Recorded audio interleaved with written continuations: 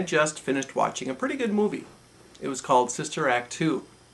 You know, it's the one with Whoopi Goldberg as a nun trying to save an inner city high school in San Francisco from being shut down. There are a lot of films out there that have very decent plot lines and inspirational stories as well. And more than just a few of them have teaching as the occupation of the lead character. Take for instance the one I just watched. Sister Mary Clarence, Whoopi's character, took a group of uninterested and unmotivated high schoolers through the ranks of finding something good in themselves just by creating a choir and then eventually challenging them to compete in a contest with the choir. What started out as a troop of teenagers who weren't the least bit interested in their own education or music, let alone their own potential, ended up sounding something like this. Joyful, joyful Lord, we adore thee, God of glory, Lord above. Hearts unfold like flowers before thee, hail me as the sun above. Sail the clouds of sin, sin and sadness, drive the dark of doubt away, drive it away, giver of immortal gladness.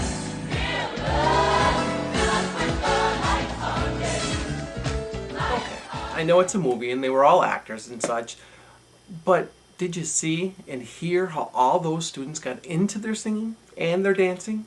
I mean, what was it that got them to that level? How did they jazz themselves up enough to enjoy what they were doing so much that an audience felt the energy from them? Another one of my favorite movies is called Music of the Heart. It starred Meryl Streep. That one was based on a true story of a very talented teacher who had to fight the Board of Education in order to teach underprivileged children in Harlem the beauty of music through the violin. Considering it's a true story, that means it really happened. And there were real students there who were prepared by and enlightened from the love and care of a teacher who was a real teacher. Take a look at it.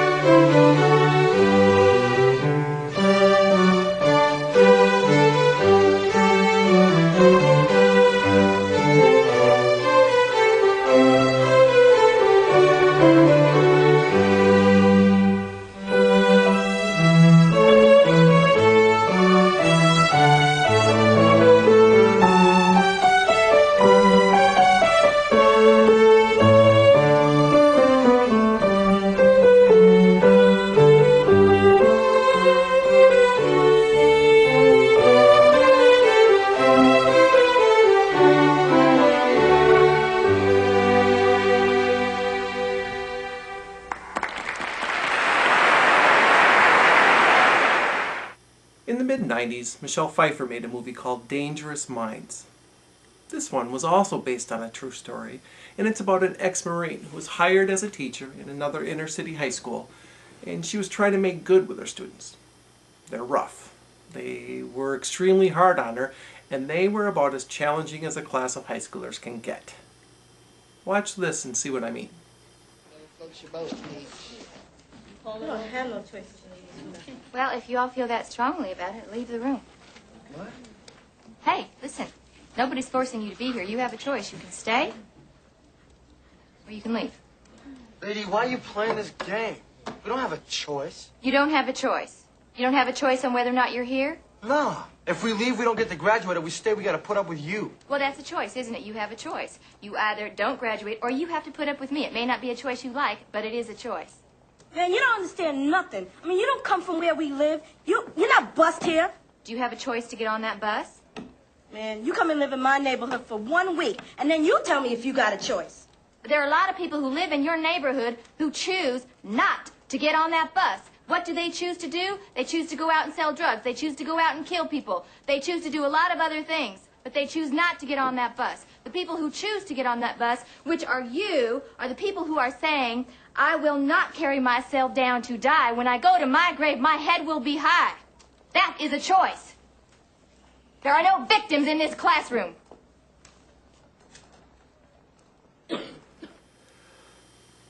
The best part of that scene is actually what comes next. A few of the students actually make a connection with her. That's what marks the turning point of the movie. Did you notice what she recited to make that connection?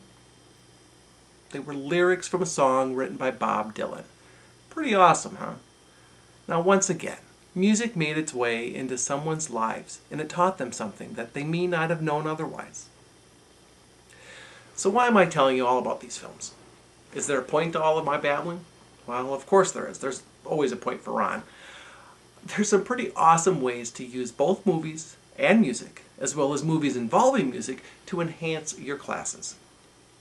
The teachers in the examples that I showed you did some amazing stuff with their classes by introducing them to something that was possibly invaluable to the students. And the students were inspired by something that can be very powerful, if you let it.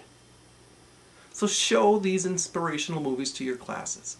Encourage them to watch and find someone to associate with in the flick. Introduce the students to the beauty of music. Try using music in the background of your classroom to help set a mood, the mood that you want. Give the class an opportunity to express their excitement and their understanding of whatever it is that you're discussing at the time by having them write some lyrics or poetry or maybe sketch some artwork. Whatever it is that can artistically inspire them. There's a lot of ways that you can do any of that. So go ahead. Establish a binding relationship between your students and music. They deserve it. You deserve it. Be the inspiration that they need that will let the powers that are within them emerge.